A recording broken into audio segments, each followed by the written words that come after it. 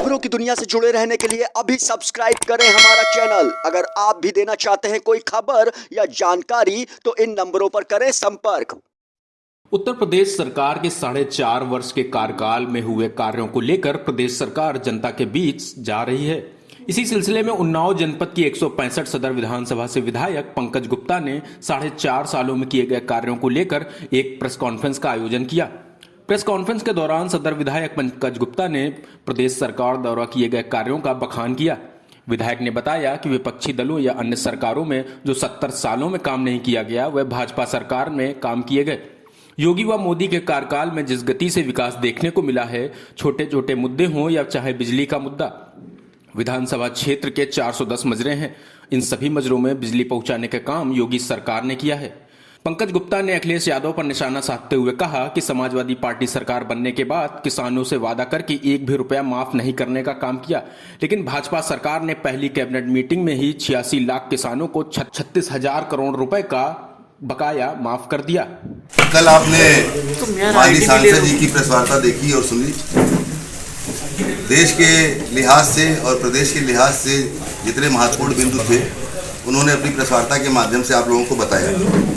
निश्चित रूप से हम ये नहीं कहते कि जितना अपनी पार्टी या जितना अन्य दलों के कालखंड में विकास हुआ, लेकिन उसको अगर तुलनात्मक दृष्टि से हम लोग देखें तो निश्चित पाएंगे कि जो आज़ादी के 70 सालों में विकास अन्य दलों की सरकारों में देखने को मिला, शायद योगी जी और मोदी जी के कालखंड में उससे अधिक और उससे गति से विकास अपने क्षेत्र में भी, विधानसभा में भी, प्रदेश में भी और राष्ट्रीय स्तर पर देखने को मिला।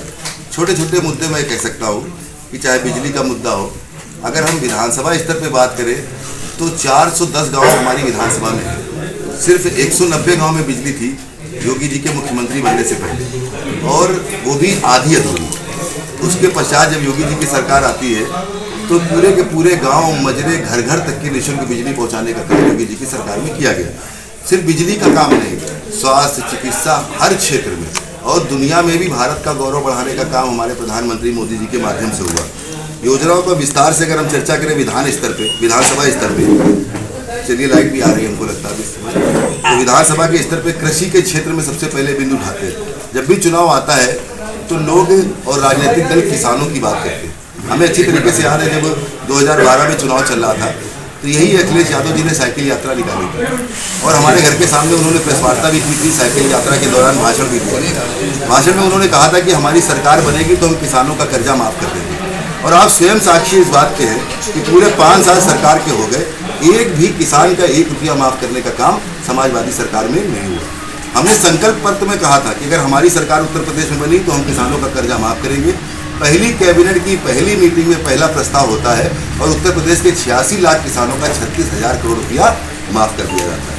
अगर हम किसान सम्मान निधि की बात करें तो 6,000 रुपया वार्षिक हमारे किसान भाइयों को मिल रहा। ये शायद देश में पहली बार किसानों के सम्मान में कोई निधि बनाई गई।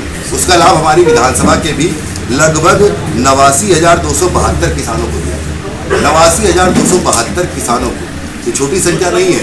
4 लाख मतदाता में 89,272 किसानों को किसान सम्मान निधि का लाभ दिया गया। अनुदानों की दृष्टि से देखा जाए तो बीज, कृषि यंत्र आदि तमाम कृषि यंत्रों में जो सब्सिडी दी गई उनमें 6,000 किसानों को लाभान्वित किया। इसके अतिरिक्त उत्कृष्ट फसल और दुग्ध उत्पादन के क्षेत्र में 30 किसानों को सम्मान योजना का लाभ दिया गया। कृषक प्रदर्शनी हेतु लगभग 2233 किसानों को लाभ दिया गया। सिंचाई हेतु सोलर पंप योजना के। सब्सक्राइब करें एबी न्यूज इंडिया के यूट्यूब चैनल को, क्योंकि हम रखते हैं आपको हर पल अपडेट।